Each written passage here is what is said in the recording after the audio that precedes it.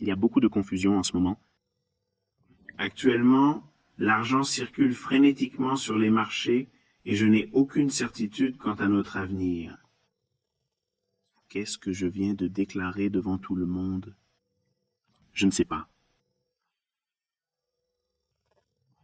Qu'est-ce que vous parlez? Il dit qu'il ne sait pas quelque chose. Il ne sait pas ce que le marché va faire maintenant. Je ne sais pas. Donc, si je ne sais pas, si je ne peux pas le classer en fonction de ce que je cherche et du prix, oui, ça pourrait être un peu plus élevé. Cela pourrait être un point bas ou une sorte de renversement. Vous savez, ils peuvent arrêter de faire ce que vous faites en Europe et en Ukraine, et tout deviendra agréable. Il n'y aura plus de mauvaises choses dans quelques mois et les marchés vont monter. Malheureusement, je ne le perçois pas en ce moment. Je ne suis pas certain de savoir si ceci va continuer à baisser. Je reste neutre car je manque de preuves. Cas unilatéral. Comment enseigner à mon groupe de rémunération ce que je leur enseigne?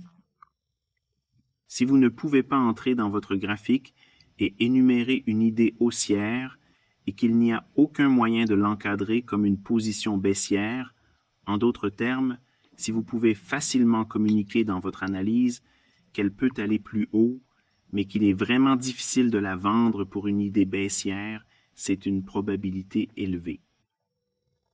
Si vous pouvez l'encadrer comme baissier, mais il est difficile de le définir en termes haussiers, il y a une forte probabilité. Maintenant, combien de transactions avez-vous fait en tant que trader qui pourraient se produire de l'une ou l'autre façon? Mais peu importe, j'ai le temps. Je suis devant le diagramme. Laisse-moi passer voir ce qui se passe. Vous entrez dans un marché, puis vous perdez ce qui se passe après. Tu as beaucoup de regrets. Vous savez ce que vous pensez. Je ne sais même pas pourquoi je fais ça. Je suis stupide. Pourquoi devrais-je entrer sur le marché? Tout le monde l'a fait. Tout le monde l'a également fait. Moi aussi. Dans les années 90, j'étais imprudent. Je faisais ce que je voulais, sans logique raisonnable. J'ai découvert le risque car je ne le respectais pas lors de ma première tentative. Mais je trouve ça difficile, ça fait mal et tu ne veux pas vivre ça. C'est la fin de cette leçon pour ce soir. Et je suis absolument sûr que vous avez une cascade de questions, d'inquiétudes et de confusion et que toutes ces choses seront répondues au fil du temps.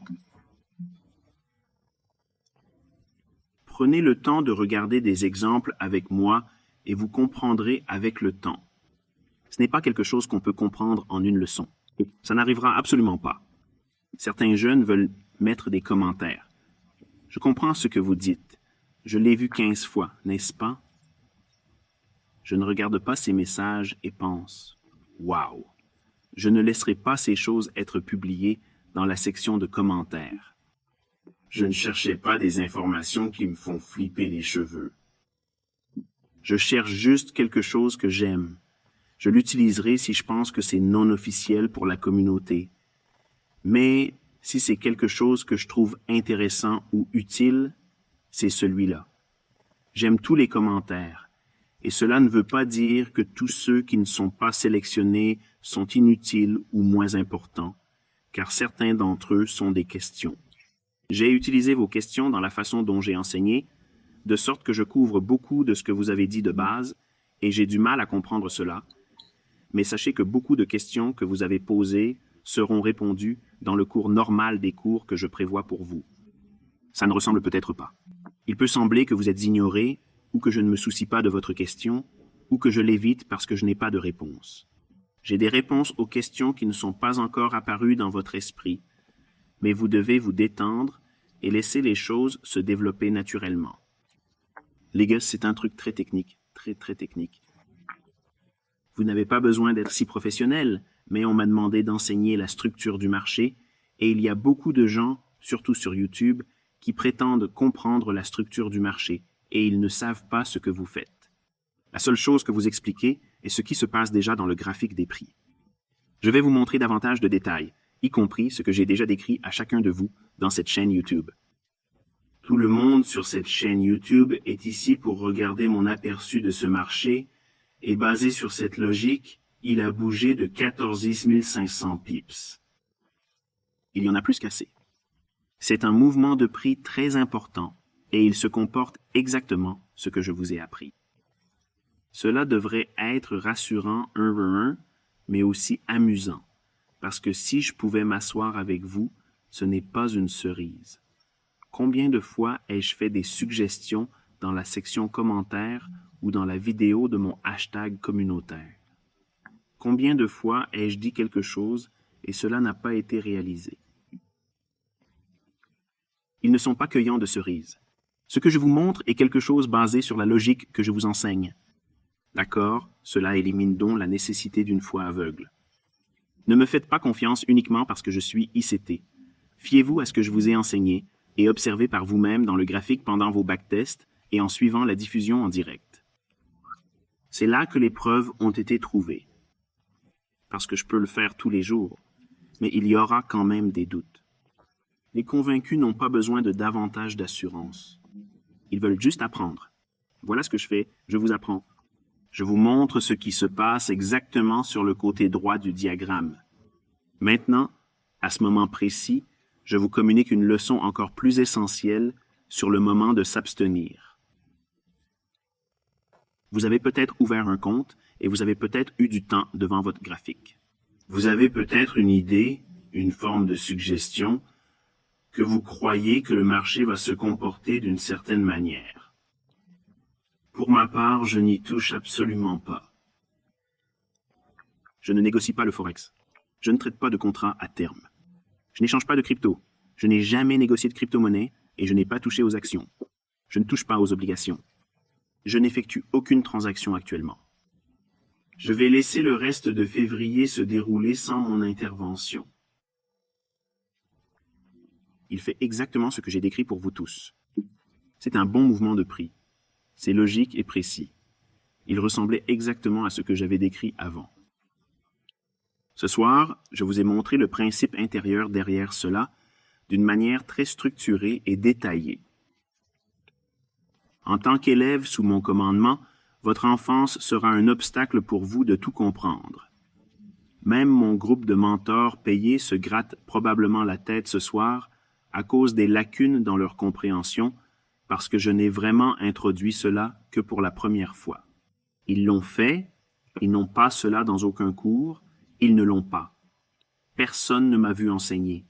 C'est la première fois que je révèle ce qu'il s'agit.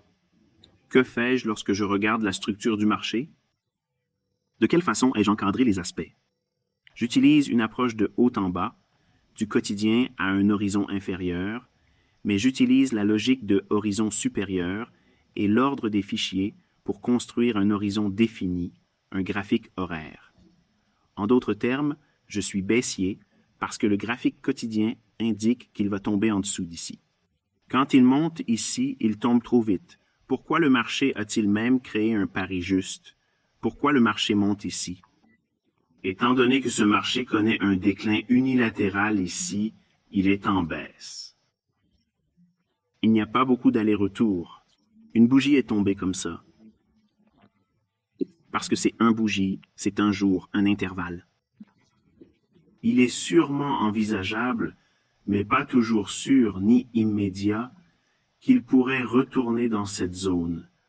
La bougie ascendante pourrait équilibrer le mouvement descendant et la baisse pourrait reprendre en offrant aux acheteurs la possibilité d'acheter à ces prix. Peu importe si les hypothèses de ces acheteurs sur ce marché sont correctes ou non. L'algorithme permet l'efficacité du passage des prix, ce qui signifie, en termes populaires, qu'il baisse trop vite. Il ne donne pas assez de temps à quiconque veut l'acheter, alors il remonte à nouveau. Une fois cela fait, il se rééquilibrera là-bas, prend un peu de temps, puis les remplace à nouveau, puis c'est là où nous avons décrit. Voici la question que je souhaite vous poser. Pourquoi respecte-t-il la hiérarchie que j'enseigne ici, ainsi que la logique du déséquilibre à la mobilité? Si tout est basé sur des lignes de tendance, des moyennes mobiles, des modèles harmoniques, des modèles de Fibonacci ceci, des vagues d'Elliott cela. Si ces choses sont réelles et qu'elles ont des facteurs qui font vraiment monter ou baisser les prix. Aidez-moi à répondre à cette question. C'est le mystère que vous devez résoudre. Eh bien, comment le marché sait-il quelle discipline il suivra à un jour donné? Va-t-il suivre un modèle animal harmonique ou va-t-il suivre une vague d'Elliott ou va-t-il utiliser l'offre et la demande ou va-t-il utiliser une courbe de volume? Il va utiliser Wyckoff. Utilisera-t-il le schéma sur la barre de portée ou autre part sur le graphique? Utilisera-t-il quelque chose dans un œil?